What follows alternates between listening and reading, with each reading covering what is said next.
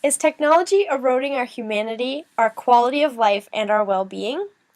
There are several negative side effects that come from social media, mobile phones, and computers. These include a false sense of connection to others, cyberbullying and lack of privacy, depression, decreased productivity due to distraction, social withdrawal, and overspending. But it really depends on which way you look at it. Is the glass half empty or half full? Social media, through the use of cell phone or computer, provides opportunities for new relationships as well as the strengthening of existing relationships. It also helps in the strengthening of social confidence and the feeling of being more secure in new and foreign situations, both online and offline.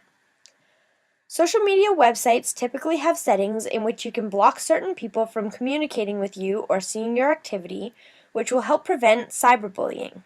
There are also many opportunities to become involved in online communities that are against and fighting all forms of bullying. These communities allow you to be anonymous so that you can seek the support that you need without judgment. There are online supportive communities for other things such as depression, health, abuse, mental illness, and various others. Cell phones and computers are a quick way for students to get in contact about school projects and do research.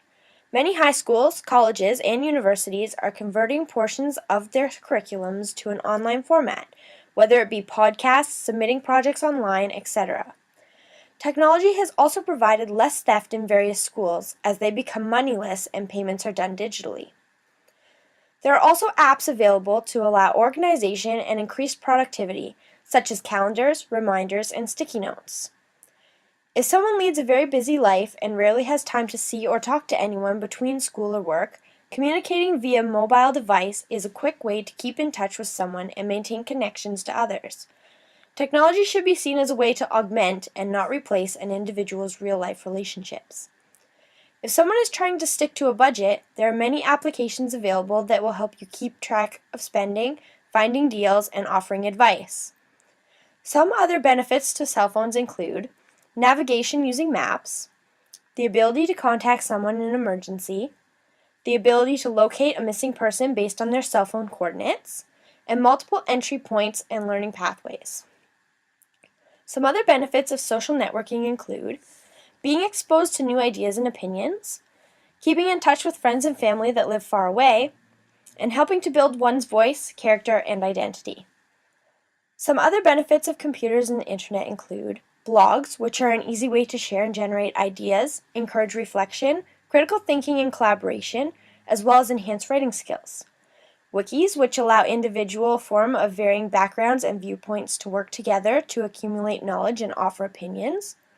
Search engines, which allow an individual to have any information at their fingertips in a matter of seconds. And games, which encourage rapid decision-making, an increase in multitasking capabilities, and enhancement in visual perception, collaboration, and problem-solving skills. Statistics show that 43% of people between 11 and 26 hours of free time per week, and 30% of people surveyed reported that they had less than 10 hours per week. Don't you think it would be interesting to see how people spend this extra time and how much of it is devoted to all this technology that is assumed to be bad for our body, our minds, and overall outlook in life? People were asked to name up to 5 of their hobbies, and the results were as follows. 63% enjoyed watching TV shows, movies, and videos. 57% included general internet browsing or social networking. 33% practiced forms of art and design, such as drawing, painting, and photography, and the same amount of people listed games or video games. 30% practiced fitness activities, such as yoga and running, and 27% of people enjoy cooking or baking, and the same percent of people enjoy socializing with family and friends. 23% include sleeping as one of their hobbies, while 13% practice an instrument in their spare time, and the same number of people enjoy listening to music. 7% like to go shopping on a free day, and less than 3% travel whenever possible in their spare time, and the same number of people like to include eating, cleaning, recreational drugs, as well as playing with their cats on their top 5 hobbies. On the topic of improving the practice of their hobbies, 83% of people suggested that they use the internet to do so. In fact, 80% of people admitted that their hobbies already directly involve the use of a computer or a cell phone. This may not be surprising to you.